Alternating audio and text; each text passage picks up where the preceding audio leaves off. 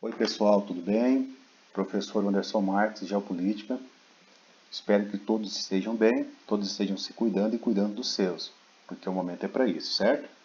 Mas, como o mundo segue girando e a gente não pode parar senão ficamos para trás, vamos dar sequência aí e retomar a partir do momento que nós paramos aí na aula passada, certo? Nas duas turmas eu introduzi o conflito palestino, dizendo para vocês que a origem disso tudo está lá no passado, quando Abraão tentou ter um filho primogênito com a sua esposa Sara e não conseguia. Como eram nômades, camponeses e precisavam de famílias numerosas, enfim, para proteção, para trabalho, a Sara aceitou que Abraão tivesse um filho com a Ágar, que era escrava da Sara, consequentemente concubina do Abraão, e esse filho chamou Ismael. Com o passar do tempo, em função de uma aliança selada com Deus, Abraão passa a ter então um filho com Sara chamado Isaac. Da descendência do Isaac surge todo o povo hebreu. Mas eu quero falar agora do Ismael, para a gente entender a origem da questão palestina. Bom, a Sara, quando deu o filho para Abraão, exigiu que Abraão expulsasse a Ágar da região. A Ágar teve que ir embora, levando Ismael e falando mal da Sara e da descendência dela, enfim, essa coisa toda. Eles foram e seguiram e se estabeleceram na Palestina, um lugar onde o Ismael conseguiu encontrar uma companheira e da descendência do Ismael surgiu todo o povo árabe. Todo o povo árabe hoje é descendente de Ismael, filho de Abraão, que é pai do Isaac, do qual a descendência judaica acabou proliferando. O fato é que Isaac gerou Jacó, Jacó gerou José, José foi parar no Egito, e lá no Egito ele ficou amigo do faraó, enfim, o povo hebreu migrou para o Egito e acabou sendo escravo, escravizado pelo filho desse faraó então. Deus suscita Moisés no meio desse povo para conduzi-los à libertação e à terra prometida. Adivinha onde? Na Palestina. Onde estava quem? A descendência de Ismael. Bom, isso algum tempo depois, né? Surge então o primeiro embate, os hebreus, tomam a região e por ali ficam, são subjugados com o tempo por alguns impérios, como o de Nabucodonosor, o Império Babilônico, e por fim pelo Império Romano. O tempo passa e vem Jesus Cristo. Jesus Cristo é então executado pelo Império Romano a pedido dos sumos sacerdotes hebreus. Enfim, o fato é que no ano 70 depois de Cristo, o Império Romano se converte definitivamente ao cristianismo e passa a perseguir os judeus. No ano 70 depois de Cristo, então, ocorre a chamada diáspora, a primeira grande dispersão daquela região. E os judeus, então, vão parar no mundo inteiro, vão perambular pelos países do mundo, se organizando cada qual no seu lugar. E o fato é que eles foram para a Alemanha também.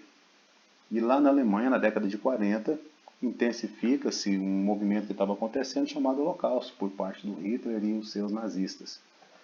O Holocausto gerou imagens como essa que vocês estão vendo aqui. Essas imagens comoveram o mundo e acabaram levando a ONU, em 1947, a propor uma divisão do Estado da Palestina.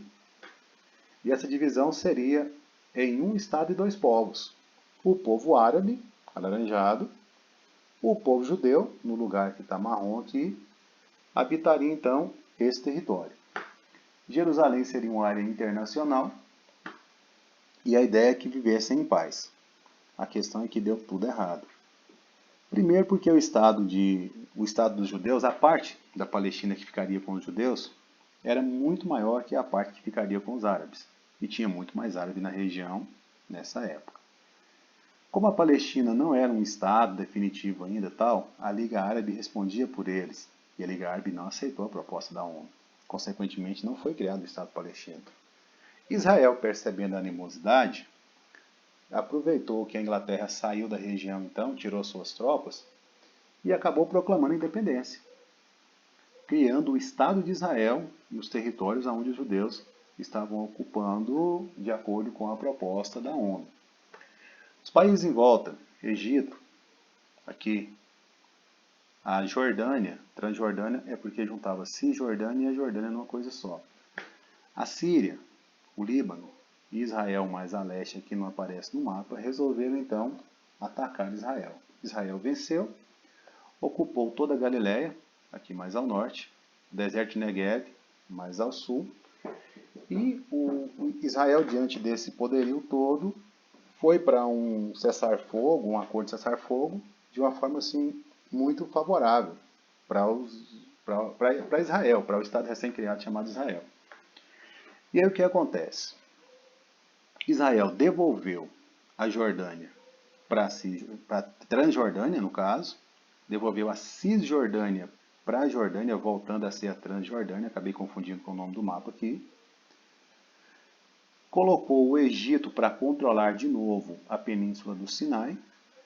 Os palestinos ficariam sem Estado próprio, de modo que o Egito ajudaria os árabes aqui, em Gaza, os jordanianos ajudariam os árabes aqui na Cisjordânia, mas os palestinos não teriam Estado próprio. Claro que não aceitaram, houveram vários embates, e em 1959 rolou um evento que fez a diferença aí, que foi a criação do Al-Fatah, uma organização guerrilheira na Palestina, liderada por esse camarada aqui, Yasser Arafat, que passa, a partir desse ano aí, a ser protagonista nessa relação entre Israel e Palestina. O Arafat, para muitos considerado um líder terrorista, para eles lá um herói, um líder guerrilheiro, um líder político, enfim, quando eu digo eles lá, os palestinos, né? A Al-Fatah se fortalece. Em 64 é criada a Organização para a Libertação da Palestina, a OLP, que seria então a autoridade palestina, um grupo político armado que surge com o objetivo de criar o Estado palestino e destruir o Estado de Israel, mas tendo como líder quem? O próprio Arafat. Então ele chega a acumular a liderança dos dois grupos. Em 67, Israel enfrenta de novo Egito, Síria e Jordânia, e essa guerra é chamada de Guerra dos 6 Dias. Em 6 dias, Israel, uma demonstração de força fantástica, consegue derrotar os países vizinhos. Aí Israel ocupa a Península do Sinai, ocupa a Cisjordânia, toma as colinas de Golã da Síria e toma Jerusalém Oriental. Passa a controlar Jerusalém, que até então deveria ser área internacional. Então marca aí 67, Guerra dos 6 Dias, Israel derrota Egito, Síria e Jordânia. Em 72 aconteceu um evento mais fora da região, mas que teve tudo a ver com a região. Um grupo guerrilheiro palestino chamado Setembro Negro acabou invadindo o alojamento dos atletas de Israel durante a Olimpíada de Munique. Essa invasão teve ampla cobertura da mídia, a situação ficou tensa, eles exigiam, o Grupo Setembro Negro, a troca desses reféns, desses atletas, por palestinos que estavam sob a tutela de Israel, palestinos que foram capturados pelo exército de Israel. E aí, como não houve acordo, o Grupo Setembro Negro exigiu um helicóptero para conduzi-los junto com os reféns para um aeroporto e dali pegar um avião e sair dali.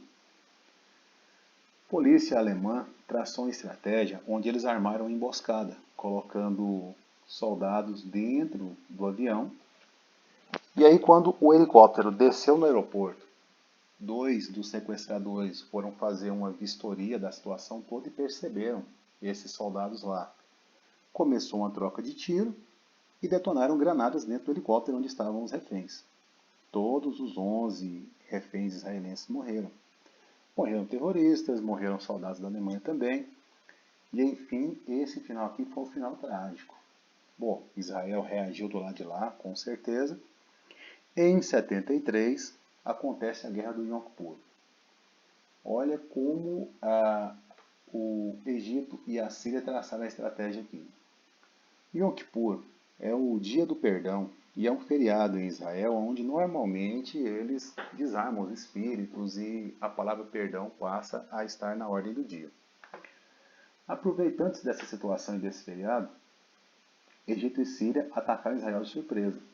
Bom, Israel não perdoou, com certeza, contra-atacou, venceu outra vez.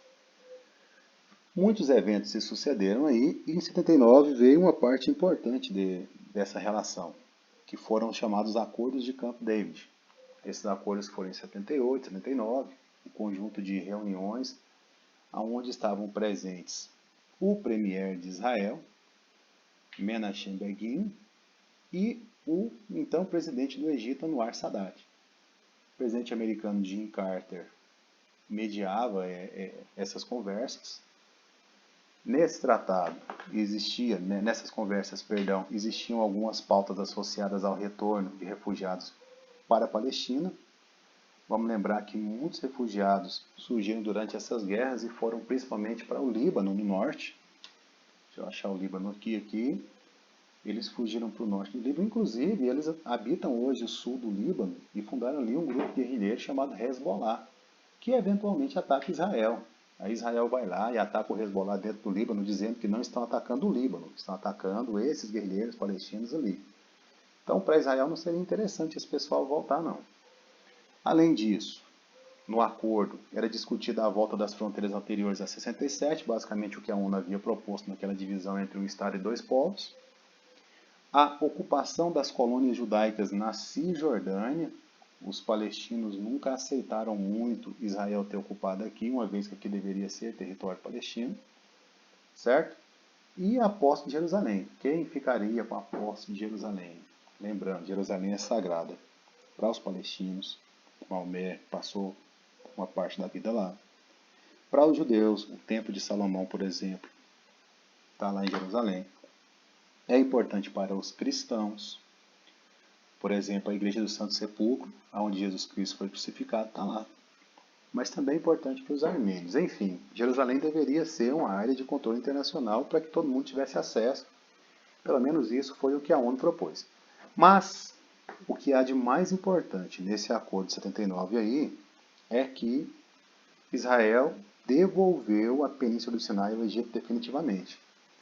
E aí, em troca, o Egito passa a aceitar o Estado de Israel. Lembrando que o Egito era um dos grandes líderes da Liga Árabe.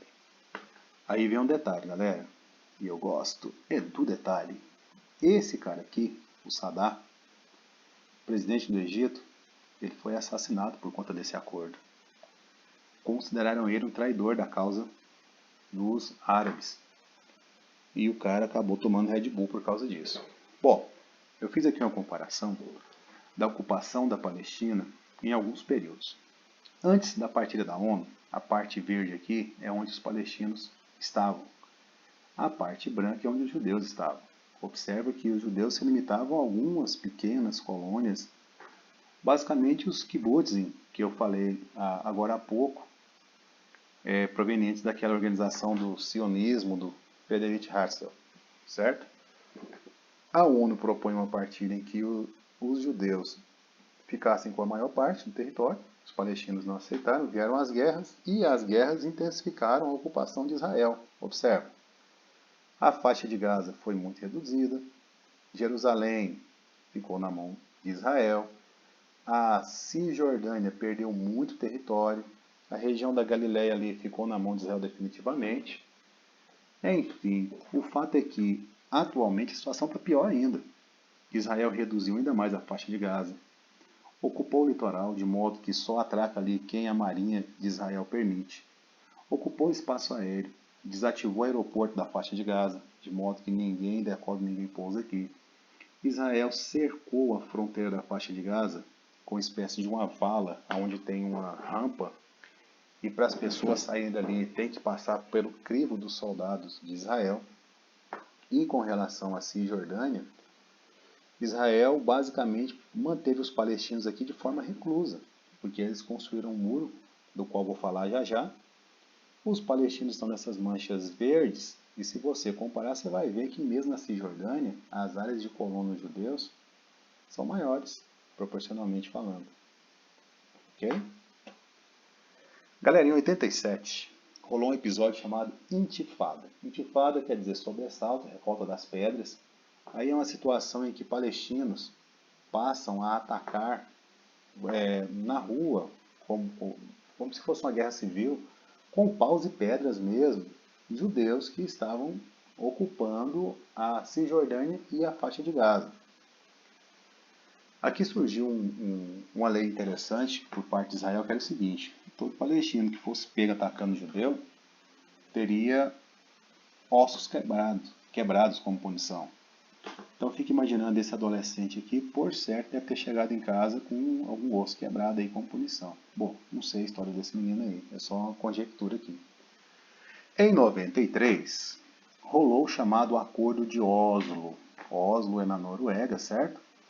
E aí, o Bill Clinton, por parte dos Estados Unidos, ele replica a tentativa do Jim Carter lá no passado de fazer acordo na região, lembrando o acordo de Camp David, Jim Carter.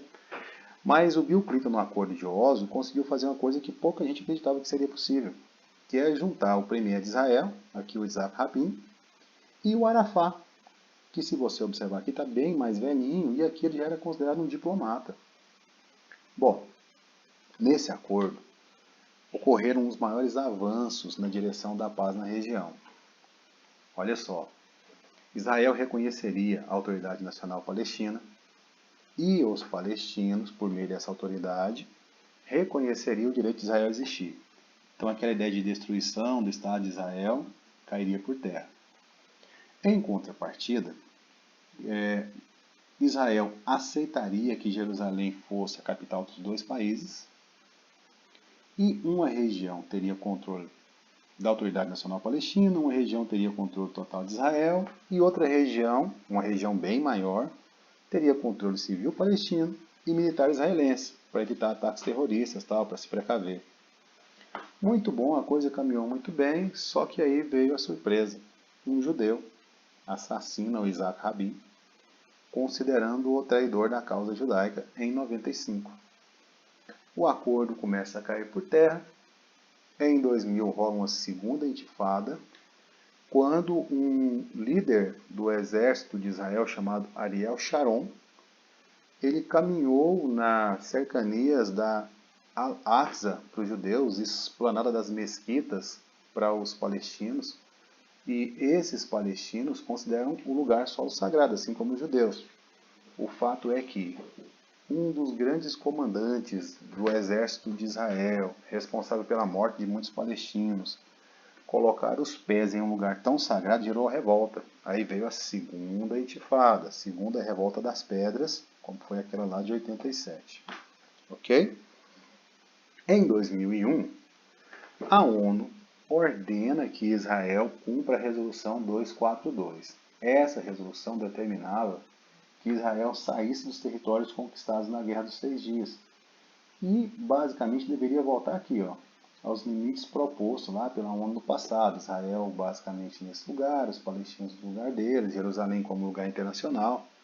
Eu fiz aqui um esqueminha mostrando Jerusalém antiga e os quadrantes aonde predominam cada grupo. Os cristãos, por exemplo, estão aqui, onde fica a Basílica do Santo Sepulcro. Os muçulmanos aqui, é aqui que está na divisa com o Muro das Lamentações, a esplanada das mesquitas. O povo armênio ficaria aqui, onde tem a igreja de São Tiago. E o povo judeu domina essa região aqui, aonde tem o Muro das Lamentações, que é resquício do Templo de Salomão do passado. Enfim, Jerusalém é um lugar complicado mesmo, de um grupo só dominando.